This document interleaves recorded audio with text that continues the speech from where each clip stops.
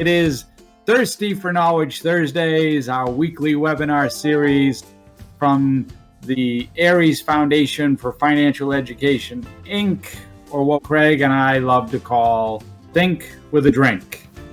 And our goal, as we have always said, our motto is to try to help everyone have a better relationship with their money. Right in line with that, this week we're doing money management or financial fitness, of tips and actions that you can use today.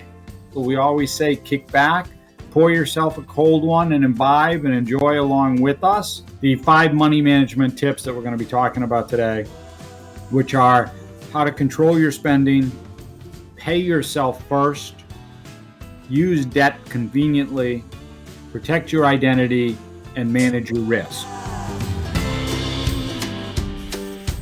A goal needs to be achievable. It needs to be actionable. You need to have a set amount, a set dollar, a set time frame that you can do this in, because if it's just, well, yeah, I'd like to save, you need to be looking at what you're setting for yourself on a weekly basis. And if you can do it in multiple weeks, then you can carry forward to monthly in terms of that. The big thing with goal setting is people get intimidated by goals because they feel like, what if I fail? And that shouldn't be the case. What you should be doing is setting yourself up, especially initially, with goals that are, like you said, are achievable and easily achievable just by setting up, like you said, a weekly thing. If my goal is I want to save $10 a week, and if you do that successfully, even though that might not get you to the bigger goal right off, it starts setting that habit of setting the goal and achieving the goal. It's not so much with what you have coming in, it's more about what you have going out. And that's the biggest part in all of this, is tracking those expenses and knowing what you're spending. One of the biggest factors is you cannot reasonably expect, like we just talked about, setting those goals, and especially if those goals are financially based, to do any type of either debt reduction or savings if you don't know what you're spending on a regular basis. That's really more about tracking your expenses than anything else, because I think it really puts it concrete, because there are too many times that we have ATM withdrawals and other type of expenditures where we're not tracking it. It's just money that's going out, and well, it's over there, and it's just stuff I spent. Well, the biggest thing I see with a lot of people out there who start working together is that a lot of them are very, very good at paying their bills. In fact, a lot of them have excellent credit, but they still have a lot of debt. And the reason for that is that people see paying their bills as an obligation, which it is, but they don't see saving or paying themselves as an obligation. And so they end up getting on this hamster wheel of debt that we talk about. So the big thing about that is, in order to do that, you got to look at yourself as a bill and your primary bill. Like some people, I got to pay my mortgage first. Well, yeah, you want to make sure you pay your mortgage or your rent and have a place to live, but you also got to be paying yourself. Am I putting it towards, something that's going to do betterment for me or be empowering to me or bring me up? Or am I spending it for something that I just want to have now? It brings to the credit crunch, right?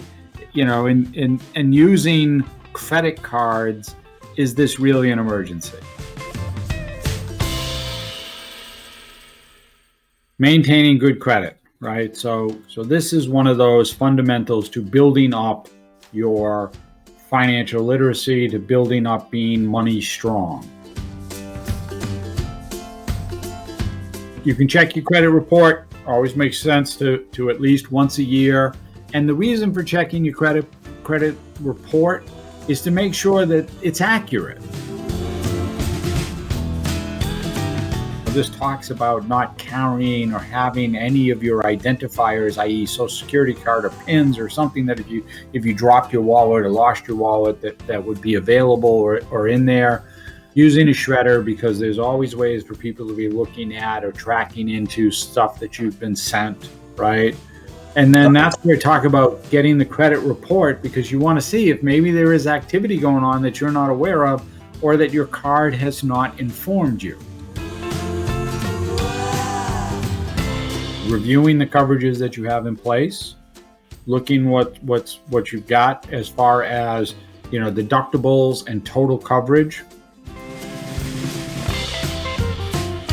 Now you should be paying yourself, and that should be the habit that comes out of this, is you should be focused on how am I going to be able to go forward here and use some of this I'm not spending the money on whatever, movies or concerts or whatever the case may be, and I'm now using that to pay down my debt, save for something, put the money aside, pay myself first. And use debt conveniently. Don't use debt as a crutch. Don't get into the habit of every time, well, gee, I want that, so I'm just going to put it on a card and I'll deal with it later. Protecting your identity is absolutely a must, and you really need to be doing it more vigilant, especially with COVID, because you have more stuff going on and more people trying to hack in as we spend more time online at home. And then overall manage all of your risks.